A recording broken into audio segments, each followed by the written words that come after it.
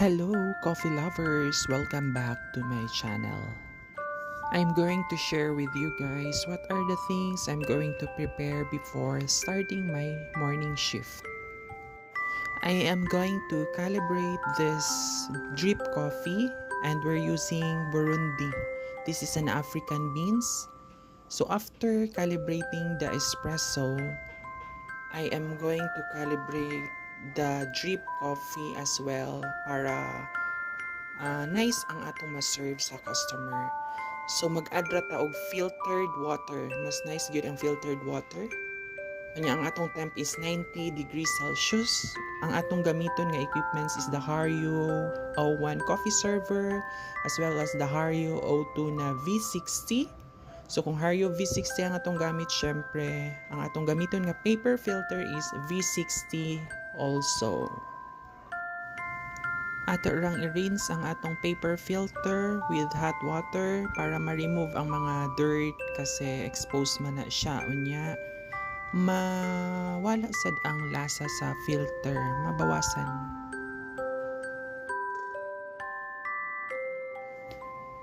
This time, ato nang i-grind ang atong coffee beans. Ang grind size depend on the age of the beans. For example, medyo new roasted pa siya, so need na to i-fine. But if old roasted na siya, mga 1 month, so i-course na nato na. Kunya katong water nga atong gi-rinse sa paper filter, dili to nato siya gamiton since naa dito ang hugaw ug ang lasa sa papel. So ato to siyang gilabay. Let's put in the grinded coffee beans diri sa atong V60.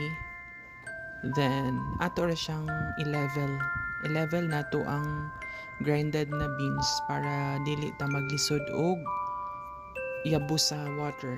Dili maglisod pod og absorb ang water dito sa kuan kung naka-level siya.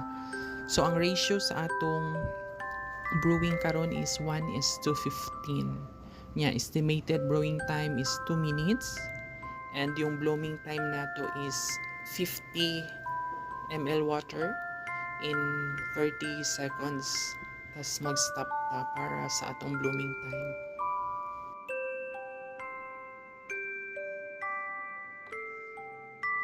After 30 seconds na blooming time, continue ra ta og pour. So ang atong pag-pour ana niya is very slowly. So ato siyang i-estimate nga maabot nato ang 2 minutes. Kay if sobra nato kabilis, so dili kayo ma-extract ang coffee beans. So ang tendency ana is lack siya sa flavor. Kung ang flavor nga imong gipangita, dili kay siya mugawas.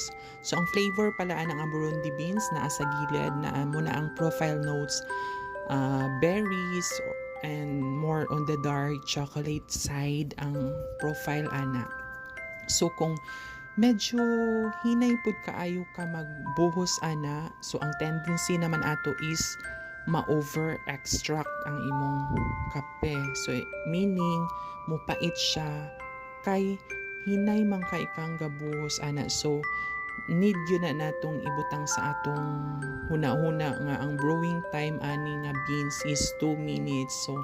So ako medyo na adlaw-adlaw naman ako na siya gihimo, so makatansya nako kung kanus-an ako siya hunungan bago maabot nako ang 2 minutes. Okay, maora na. So lami kini siya nga beans if you're into black coffee kay ma-appreciate nimo ang profile.